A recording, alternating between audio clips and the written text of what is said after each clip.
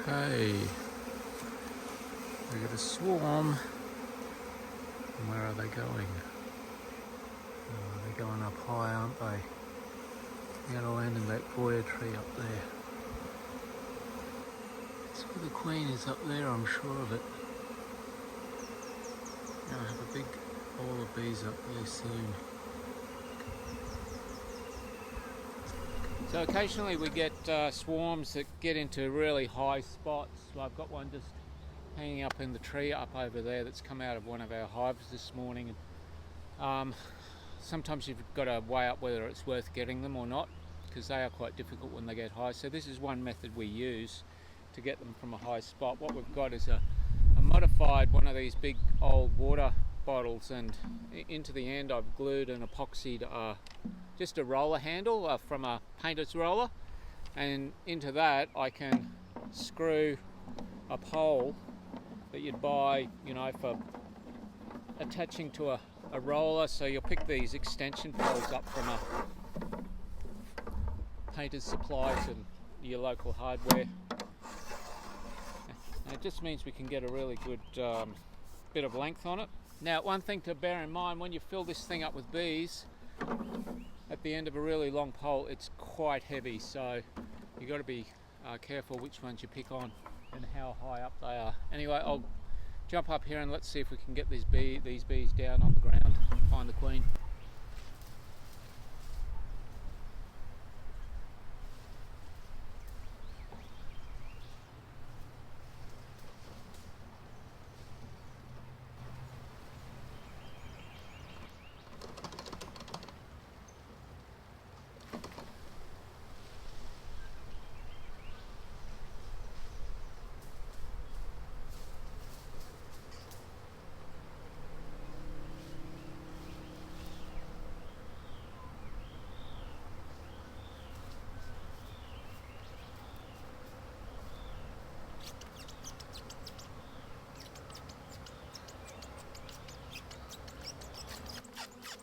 So I'm just going to put a little bit of sugar syrup on them to stop them flying around too much. I only got about 2/3 of the bees down out of the tree, so I'll probably have to do another shake unless the queen's in this bunch. So let's have a look.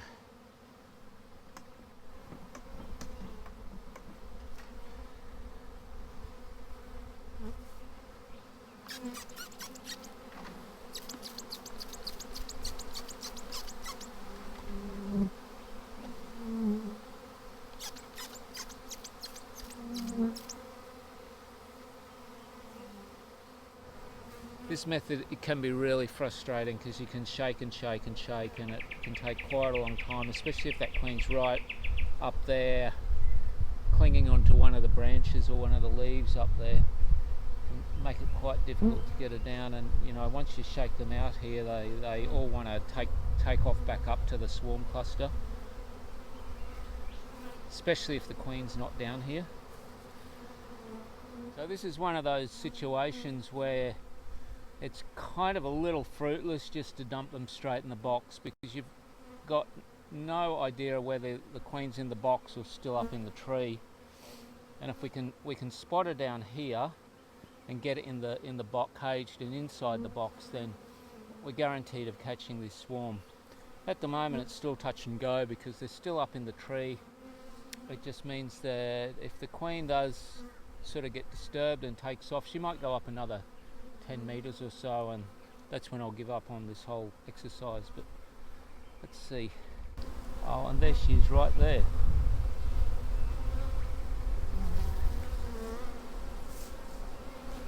She's not marked. It's our queen.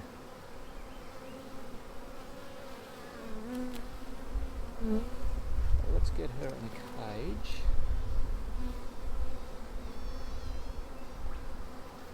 That.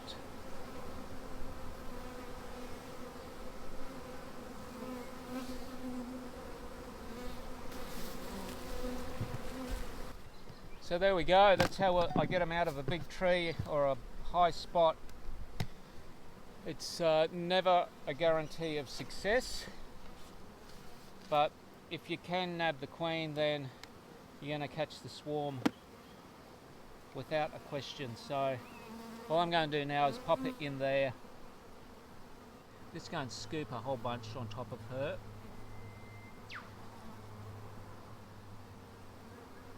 These little gutter scoops are quite handy when you've got to scoop bees out of a tight spot.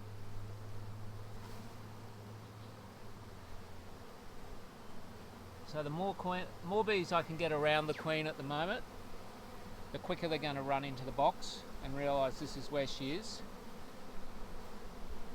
They're going to start fanning Nasinoff, which is a sort of a locator pheromone, which is going to indicate where the front door is and where the queen is and where the new home is. They don't really like it being out in the sun, so I'll get a cover on this fairly quickly, and then I'm just going to let them run in and sort themselves out.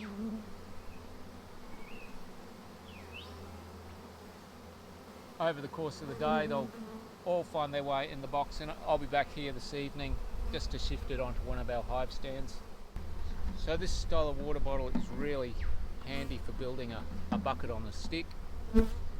Once again, just to reiterate, in here I've just cut off the handle off a paint roller, used some epoxy to glue it in there nice and solid. I've actually added an extra bolt through as well, just to give it a little bit more rigidity, and that means I've got a nice threaded end that I can attach the painter's pole to and get to quite high heights. Just remember, once it's full of bees, it's really heavy at the end of a long stick, so sometimes if it's a really long stick with lots of bees, you might want the assistance of someone else to lower it gently to the ground and look for that queen. In this case, I think it's super important to try and find the queen, because as I was saying before, you can easily shake 3/4 of the bees out of the tree and dump them in the box, and then you've got no idea whether she's down here or still up in the tree. And until you've actually sighted her, you've got no guarantee of getting these bees into the box. But once you've caged her and you've got her in the box, happy days. You know, there's no way they're going to take off and leave her. Even if they want to, they'll come back. I've seen that happen on numerous occasions, and this is a really good way of getting them down out of the tree. We'll leave them to it.